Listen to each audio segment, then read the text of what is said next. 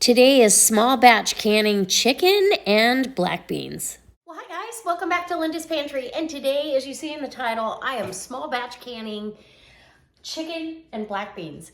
So small batch canning for me is using my 10.1 All-American canner. It holds 7 1-pint jars if they're regular mouth. And I will, again, be using 4 jars lids because, well, they're the bomb. And I am an affiliate for 4 jars, so you can go down in the description if you're in need of lids. And I recommend that you have at least a year's supply of lids on your shelf at all times, especially after what happened in 2020. So down below is a link to, or go directly to 4jars.shop. And if you put in Linda's Pantry, all capital letters, no apostrophe, you can get 10% off your complete order. And I believe there's free shipping over $60. They get your stuff to you for free. I am standing on their anti-fatigue mat, and let me just tell you, it is the best anti-fatigue mat I have ever had. I'll show a little clip of it here in a little bit, but we're gonna be canning boneless, skinless chicken breast. I don't have enough, it's all cut up, I don't have enough for 7 jars. So whatever's left, I'm gonna be canning black beans. So I've got these beans have soaked overnight.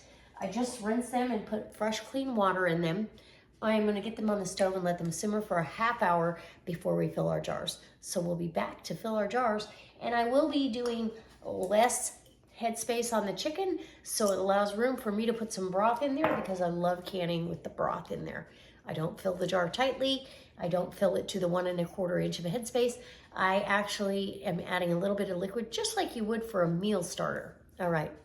So guys, there is my 4 jars anti-fatigue mat. This is where I stand to do all of my food prep, and it saves my feet, my legs, my knees, my back, everything.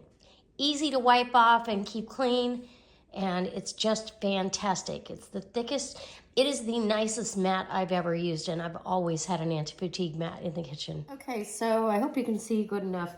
I am gonna load my jars with chicken, and like I said, loosely packed raw chicken that I have. There's some fat pieces in here as well as just really lean pieces, and literally it is going to create its own juice, but it also will create with the broth that I'm putting in here. So I'm going to do about that much. Very loose, and go to the next jar. And maybe even, yeah, that's very loosely packed. If I packed it, it's probably 2.5 inches of headspace. So just really loose. My goal was to get 3 jars of chicken. I might end up with 4 though, with this packing method, which is how I usually pack it. I don't need a full pound of chicken. This is small batch canning for 1 to 2 people. So really and truly, I'm happy with, the amount of chicken that's in the jar. So 3 pints is what I'm going to end up with. That's perfect. That's exactly what I wanted. And put that over there. And you're going to want vinegar to wipe your jars with. And I literally take this glove and toss it. And that goes in to be washed. Okay. And so I have vinegar and water in here because I take that out of the canner. So honestly, you're gonna keep that. Okay, so then I'm gonna be filling each jar. I was trying to figure out how I wanted to do this with chicken broth. And this is just better than bouillon chicken broth. Okay. And you want to literally feel like a soup in there. Very loose, very, very loose. And you're looking for, if I was packing the chicken in, it's 1.5 inches of headspace, but I'm gonna leave it right at 1 inch. And we're gonna wipe the rim of that jar nicely, okay? Grab my magnetic wand, grab me a 4 jars lid. There's 2 of them. I've decided to marry up. So center, I've got my writing here. I try to center the jar so where you date them is right there. Grab my ring and get that threaded on there. If you're in question, because you want these to be fingertip tight. If you're in question, rethread it, right? Perfect. Okay, in the canner it goes to wait for the rest of the chicken. Isn't that beautiful? No air pockets, everything is in there. Oh, it's just beautiful. Okay, in the canner is at 180 degrees and it can wait for the rest of the chicken. The broth is hot, so as you see, like these big air pockets, you want that to go away. Watch that. Literally stir it around just like you've got a jar of soup. And perfect. Actually, I could take out a little bit of liquid, about a spoonful, a little bit. Put it right in that second jar there. Wipe the rim. Grab a flat, find your print. This is a cur jar. I'm just gonna put that just like that. And there you go. I'm excited to bring you the black beans too. Okay, in the canner she goes. Just like that. I've simmered my black beans for, half hour. So they have been on the stove simmering and they are ready for the canning process. They're ready to load some jars. I will probably get four jars of black beans. Okay, debubble, debubble, debubble.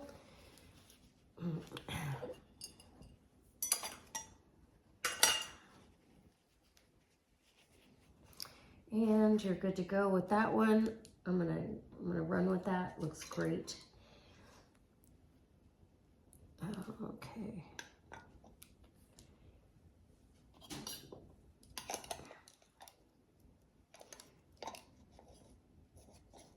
So I'm using liquid in the raw packed chicken because it's just like a meal starter. If you had a meal starter that was like a chicken pot pie, your jar is going to be pretty full of solids.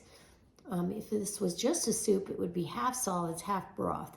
But I'm doing it just like a meal starter, adding the broth. If it ends up with too much liquid, which I found chicken breast meat has less liquid in it, it's less fatty, it doesn't have as much juice to it, and I just don't like it dry. So it's my preference. And okay, so I'm gonna wash the funnel and get on with the beans.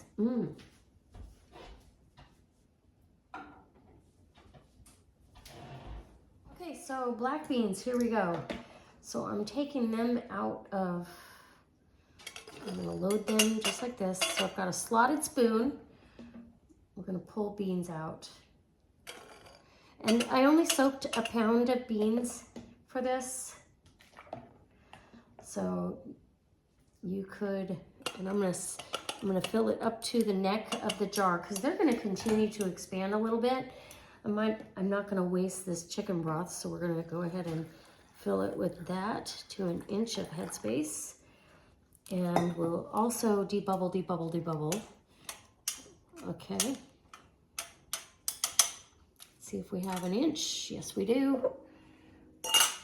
And if you're not sure, this little tool gives you an inch of headspace. Right there is an inch.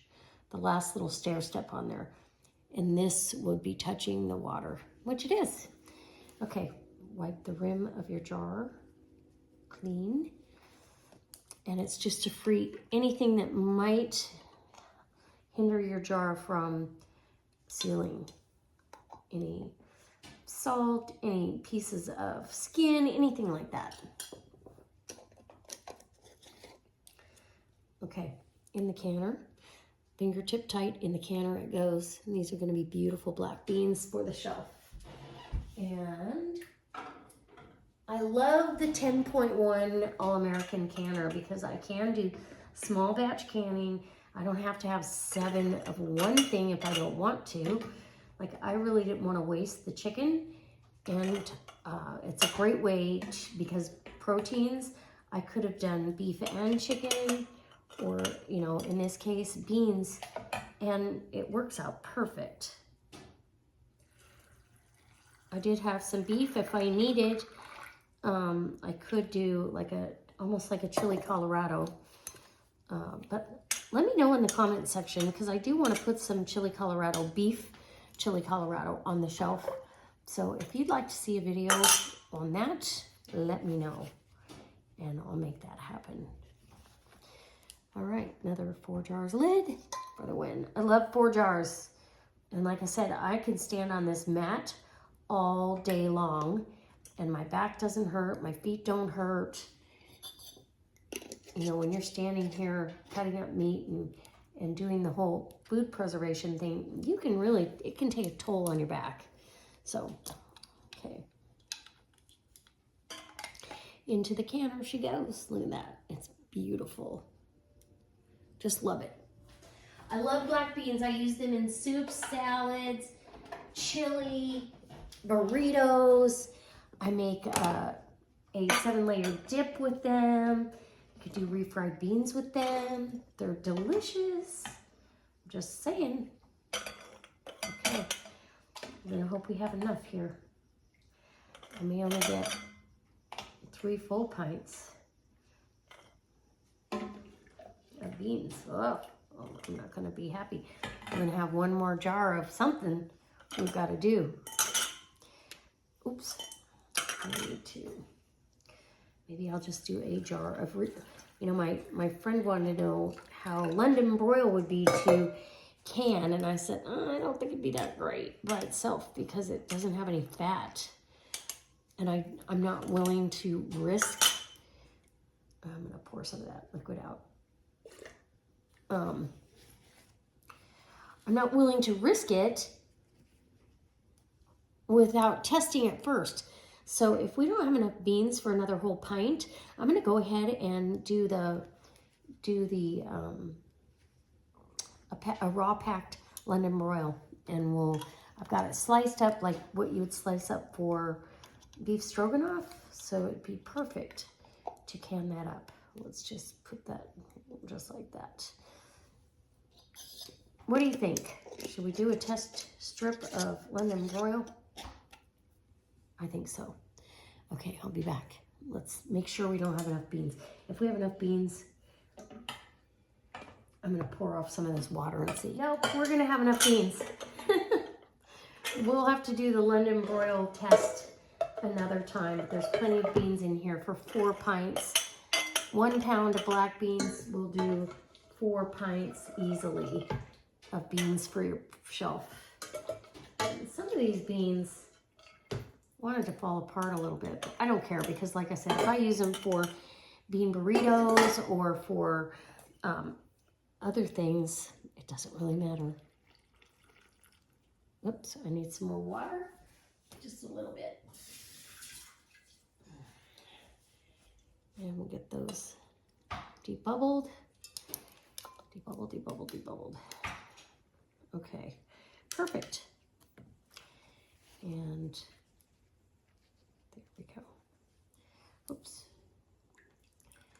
Give us a lid. I did take an extra lid out because I couldn't remember what I had when I was counting them out. So well, it's better to have too many in there than not enough. Okay, fingertip tight in the canner she goes, and I'll bring it over there. So I've got all the jars in here. My canner's warm. I've had it at 180 degrees. So all the jars are in. I had 4 pints of black beans and 3 pints of raw chicken, breast meat with some of the fat. So if there was fat, I used it. I don't mind because that's where the flavor is. Okay. okay, position, you get your, line up your arrows on the canner, and you're doing it across from each other because you're actually leveling off the canner lid. So you just get those on there, not tight, just snug them down a little. So, you know, you can tell this side obviously was lower, and get that. Once you get that one, then go ahead and crank them down. Once you get them all on there, and that equalizes everything. This lid is going nowhere, okay? So I'm gonna bring this up to temperature, and I want my vent petcock away from my cabinets and my microwave. Enough actual heat comes up to your microwave just from having a burner on. So as a past kitchen designer, the minimum weight or minimum inches is 24 inches from here to your surface of your stovetop. So it will still transfer heat, which can damage your microwave or break it. But that's why I would never put my canner back on the back burner. Always have it up front and regulated where this is not shooting steam up to your cabinets to ruin your cabinets. So we're gonna bring this up to temperature, and what's happening is it's replacing the air in the canner with steam. Once steam starts coming out of the petcock, a steady stream of steam, and it's steaming like a freight train, we are gonna go ahead and start that timer for 10 minutes. Once it's gone for 10 minutes, then we'll put the weight on, and for my altitude, it's 10 pounds of pressure. So you put it, there's measurements of 10, 5, 10, 15. So for 10 pounds of pressure for my altitude, check your altitude, you may need to go above that. And then 11 pounds here on the dial gauge. So this is always just another safety measure. I can watch that and know that it's not going in the danger zone. You really only want this to dance a couple of times a minute and to keep it as close to 11 pounds of pressure as you can. This helps prevent siphoning. So once this comes up to pressure, then I'm going to adjust my heat down from, right now I've got it, I had it kind of medium high, so I've got it on medium. Let it come up slowly. There's no rush. This is a fun project.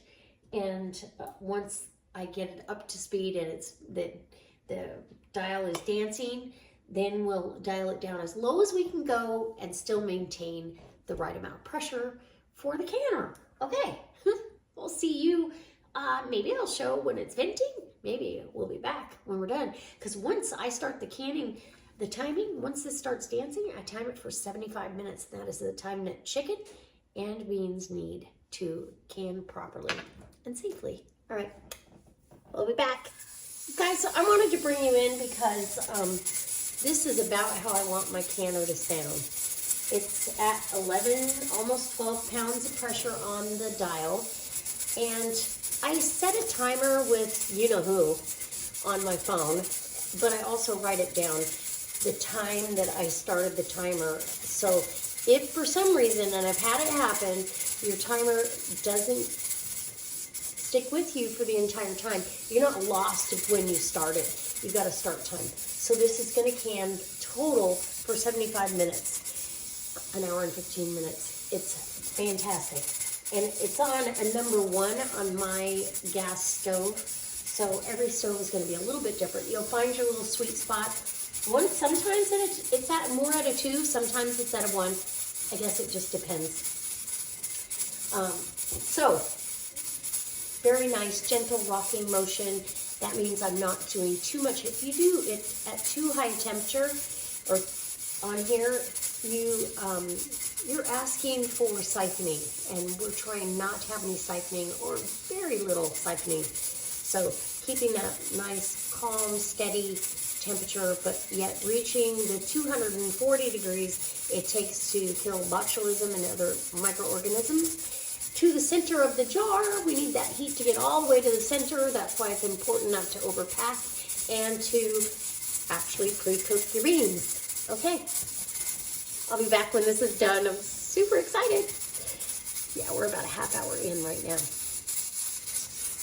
Hey guys, the canner has come down off of pressure, and you want to let that naturally come down. Don't rush it. Don't take your weight off before it is on 0. And then I still will listen for any hissing. It's going to have a little bit of residual in there. It might go, that's it. That's all that should come out of there. If you take that weight off before that pressure is completely released, you're going to cause siphoning in your jars. And you don't want to do that. And so then I wait a good 5-10 minutes. Then I unlock these and I set the lid so it can release steam. So it is up. It's still holding a lot of heat in. There's a lot of heat there, but it's going to, it's letting it, again, cool down a little bit more because it's much cooler inside the house than it is inside that canner. So now it's been sitting here about 20 minutes with the lid like this. I've done some laundry. I don't feel like I'm going to have any issues with siphoning. I can smell chicken. I sure can. So we're going to take out some beans here. Ooh, pretty. So the beans, you know, everything is expanded, right? So the beans are boiling in the jars and expanded, but we have a full pint of beans, which I really appreciate. When you pre-cook them, you get a full pint. If you don't pre-cook them, if you just soak them and fill your jars, quite typically you don't get quite a full pint of beans. And I really do enjoy, I have no problem getting rid of a full pint of beans. So those are nice full pints of black beans. Delicious, delicious. I got a little teeny bit of siphoning. Like, I can see there's a little bit of fat in the water that's there, but look at that. And I want to say these jars have already sealed. I'm pretty sure everybody's already sealed. I heard popping as soon as I undid the lid. So here's the chicken, and it's expanded. You can see that. Did you see the chicken drop down? So that chicken is still boiling in the jar, but absolutely wonderful. Boneless, skinless chicken breast. I love doing soup. I love doing casseroles. My favorite is chicken salad and rolled chicken tacos. So I will be doing some more chicken, but I'm going to be bringing you along probably my next recipe. Look at that. Look how beautiful. That's just gorgeous. My next recipe that I'm going to bring you, and I'm thawing out the meat right now, is a Mexican beef recipe, and that is chili Colorado. So I'm going to do chili Colorado, and I'm going to can it. I want 7 pints of that. It is absolutely wonderful to take it out of the jar. You can thicken it a little bit if you want to, but serve it over rice. Or just a nice fresh tortilla. Homemade tortillas are the bomb. So yeah, there's still plenty of water inside the canner. Like I said, there's a little bit of, not much though. Let me bring you over and show you. The water's clear. It really is. I can see a little teeny bit of fat on top, and all that means is some of that went away. But even now, so these will all settle down. The headspace will change from now. And so if you would like, leave me a comment if you want to see a post-canning chat on how this all came out. And 4 jars lids for the win, 4 jars for the mat that I got to stand on. No fatigue, my back feels great. Everything feels wonderful. And yeah, I need one more for in front of the sink. I think I'm gonna have to go order myself one because yeah, they're worth every penny. All right. And they come in 3 colors. Go on the website and look. They come in black, tan, and gray. So they can match any kitchen scheme that you've got going on. Black's perfect for my kitchen. But, okay, that being said, I'm going to let you go. If you have any questions on canning, please leave them in the comment section. If you like this sort of video, give me a thumbs up, share it on your Facebook, maybe, and your other social media, and maybe, just maybe, go ahead and subscribe and hit that bell notification because I'd love to have you for the next video. All right, we'll see you next time. Bye. Happy canning. Thank you so much for stopping by. I hope you enjoyed this canning session, and I hope you'll subscribe and hit that thumbs up for me. And